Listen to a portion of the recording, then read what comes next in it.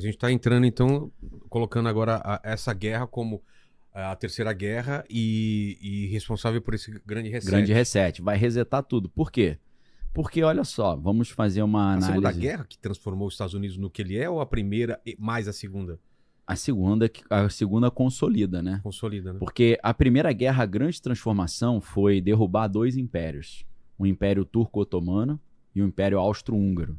Esses dois impérios acabaram na Primeira Guerra. Isso abre margem para que os Estados Unidos comecem a crescer. Porque os Estados Unidos, eles estão fora da Europa. E fora da Europa, eles não tiveram guerra no continente, no seu território. É. Então, eles mandam os aviões, mandam equipamento e volta.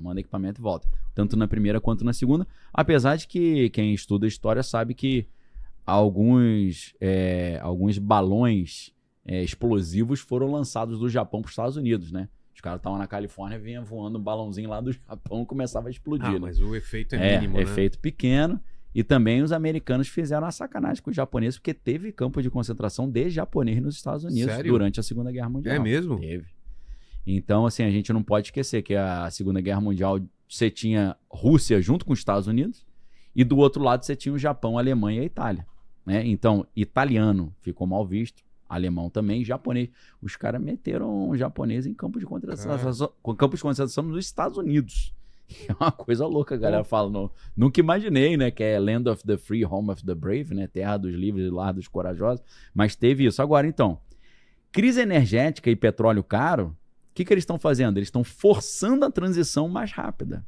Transição energética. Ou seja, a guerra fechando ali o Estreito de Hormuz faz o preço do petróleo ir lá em cima.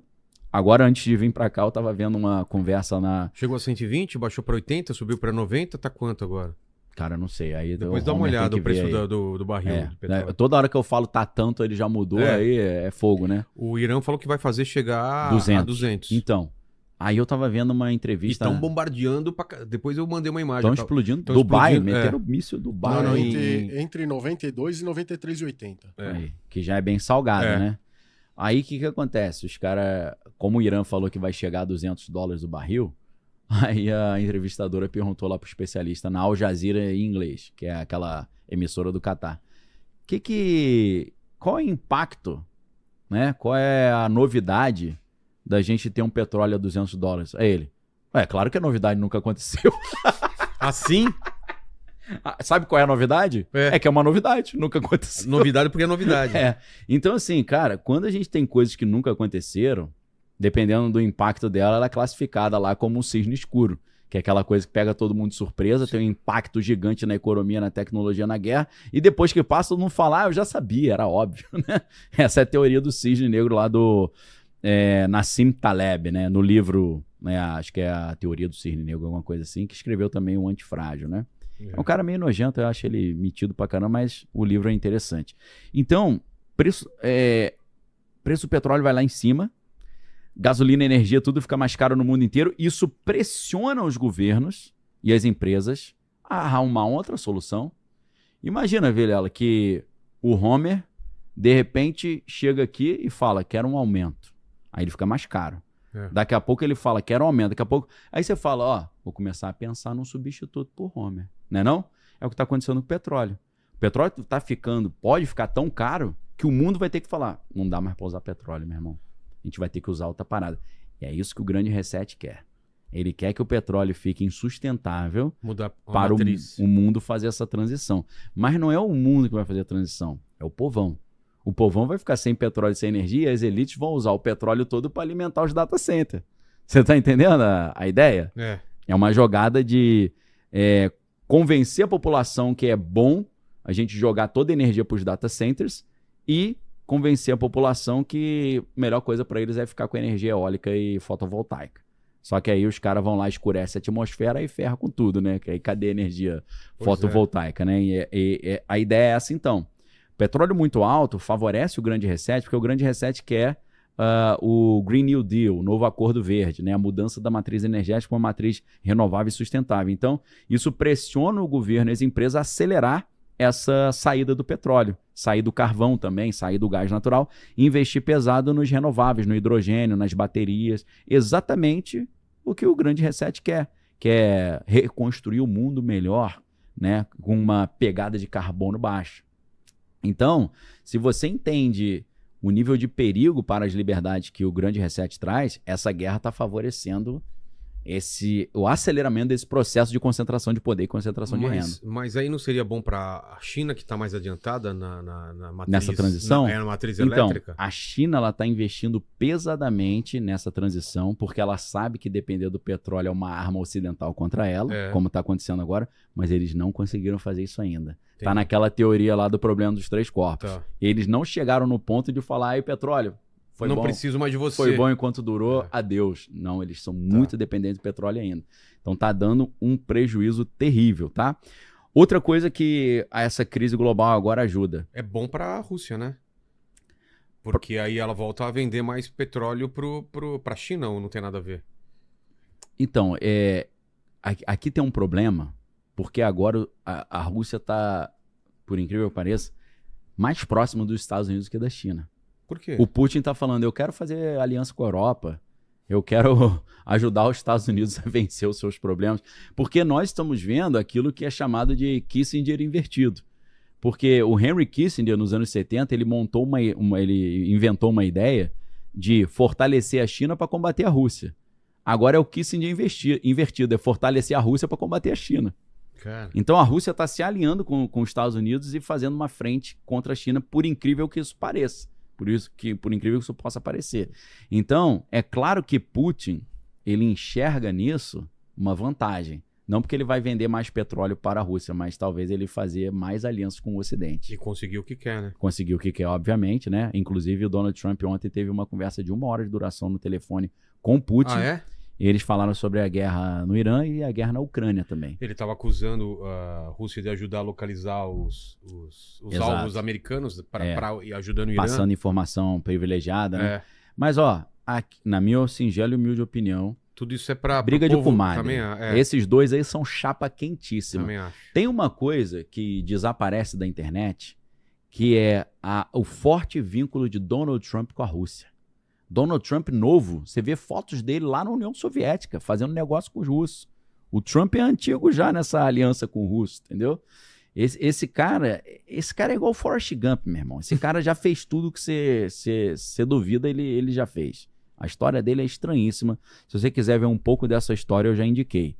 Veja a série do Roy Cohn, que era o advogado dele, que foi o mentor dele, e o filme O Aprendiz, que apesar de ser uma obra de ficção, tem inspiração em fatos reais, vai te ajudar a ter uma base de como Trump sai do... Ali, ó. Essa amizade aí, meu irmão, vai muito além do que você pode imaginar. O meu antigo... Esse foi um encontro no... Foi um encontro no Alasca, Meu antigo xará já dizia, os dois são membros do clube de golfe. Mas não tem o papo que nesse encontro o Putin provou que tentaram matar ele? Você soube dessa... Que tentaram matar o Trump? Não, que tentaram matar o Putin. Levou que provas, os americanos... levou provas de restos de, sei lá, de míssil, alguma coisa que eram feitos da Palantir. Só que foi no governo Biden, né? No governo Trump, entendeu? Tá. É tipo assim, olha a sacanagem que os caras fizeram comigo. Eu tô me aproximando você porque com o cara anterior aí, olha... E o Trump sempre falava, se eu tivesse no poder, eu não tinha tido guerra na Ucrânia. Verdade. E realmente eu não teria tido, Também porque os caras são chapa, pô. Entendeu?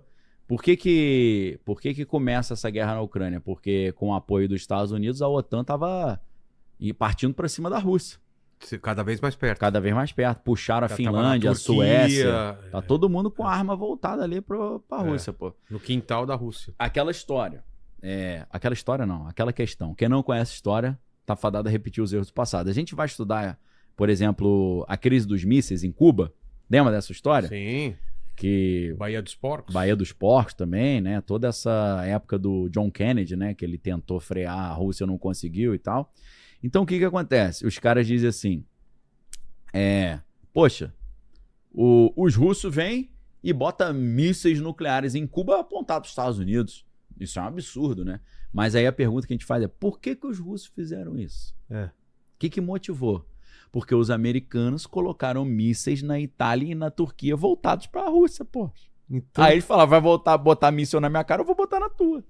Entendeu? A gente tem que entender de onde que vem as coisas. Essa escalada, né? Exatamente. Então, tem tudo a ver com o que a gente está vendo agora também. Sempre tem um agente provocador provocando o cara a entrar no jogo. O que você tinha falado antes. Será que esse embargo aí ali do Estreito de Hormuz não está ajudando os Estados Unidos a atrapalhar a China, fazendo com que o petróleo não chegue na China? Também tá. Entendeu? Então eles falam assim, não, isso é um absurdo, a gente tem que liberar logo o Estreito de Hormuz, mas talvez por trás lá eles estão falando, a China tá se ferrando, se deu mal, deixa fechar mesmo, que agora eu já garanti meu petróleo aqui na Venezuela, né? Já peguei. E eles também têm petróleo pra caramba. Os Estados Unidos, né? A maior reserva de petróleo do mundo é a Venezuela, e o maior produtor de petróleo do mundo hoje é os Estados Unidos. Então os caras estão tranquilos de petróleo. Com esse petróleo aí, não só o petróleo da Venezuela, mas a gente é pouco falado. Petróleo da Guiana também. Também. Lembra que tinha teve uma tentativa ia falar do Chaves, Maduro. Né? Do Maduro de invadir ali a Guiana. Aquele trecho Ele tava querendo... Hein? Ossobuco é outra parada. Ossobuco é outra coisa. É parecido com esse nome aí, mas não é esse. Eu esqueci o nome também, pra não falar errado, pra não mandar uma sugestão com J aí, eu vou deixar o Homer ver pra gente aí o nome do lugar. Então, assim, os Estados Unidos já têm o controle de petróleo da Guiana, que é petróleo pra caramba. E agora, com o da Venezuela, meu irmão, dá pra montar o Tecnato das Américas ali, que o avô do Musk sempre quis, né? Então, olha só, isso tá gerando não só um aumento do petróleo, e o mundo falando, olha como é que é ruim depender do petróleo. O petróleo sobe, desce pra caramba, quebra a gente. Vamos fazer a transição da matriz energética. Mas a inflação global também, recessão, estão criando justificativas ali para mais intervenção estatal. Por quê? A guerra está gerando inflação alta, né? E isso impacta a energia. Se impacta a energia, também impacta alimento. Então, isso gera queda de cadeia de suprimento, o que é terrível, e risco de recessão mundial. Saiu a matéria da BBC... Essequibo. É parecido. Você tinha falado como? Ossobuco? Ossoquibo. Ossoquibo, ossobuco. Tá tudo ali, né? É tudo parente, Ossobubo, né? Obséquio. Essequibo. Como é que é o que você falou? Truce, né? Truce. Sugestão com J. Truce em inglês é trégua, né? Coisa que a gente tá precisando. Essequibo, a galera tá colocando aqui no chat. Ossoquibo, né? É quase um trava-língua, né? É um trava-língua. Então, cara, você tem... se a energia ficar alta, alimento fica alto. Aí você tem quebra da cadeia de suprimento, risco de recessão. BBC, eu vi uma entrevista essa semana, jornalista da BBC falando que as agências lá de investigação estão considerando 70% a 80% de chances já de uma recessão global se a guerra acabar hoje. Então, acho melhor a galera apertar os cintos aí.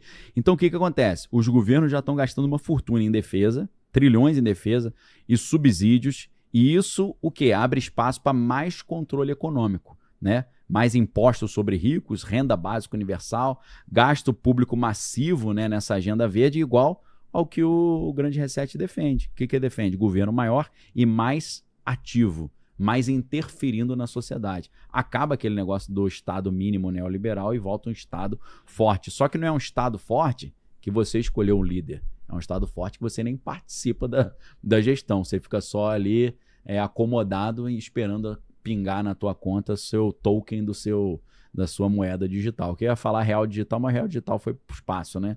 Porque o Trump falou, acabou o negócio de moeda digital dos bancos centrais, né? O Trump chegou ao poder, ele emitiu uma ordem executiva, uma medida provisória, falando que está proibido produzir, o Banco Central produzir uma moeda digital. Porque era o que estava todo mundo certo. Porque ele não quer que a moeda digital esteja no controle dos bancos centrais. Ele quer que a moeda digital esteja no controle da galera que botou ele no poder, que é o Vale do Silício. Então não vai ser o Banco Central que vai controlar a nova economia digital. Serão as stablecoins. Vai ser o Tether, o Circle, a stablecoin lá do PayPal. Lembrando que PayPal também... a gente está falando de Peter Thiel também, Elon Musk, que fundaram, né? Então... essa desestabilização do Oriente Médio também reforça essa necessidade de uma governança global. A gente precisa de uma confederação de nações para impedir que isso aconteça. A gente não pode ter China, Japão, Estados Unidos, o mundo inteiro, a Europa, dependente de um pequeno estreito de Hormuz ali, de 30 quilômetros. Como é que um espacinho de 30 quilômetros de largura que dá para atravessar nadando, fechou aquilo, acaba com o mundo? Então isso reforça a construção de uma nova dinâmica global, que é tudo que o Grande Reset quer, né?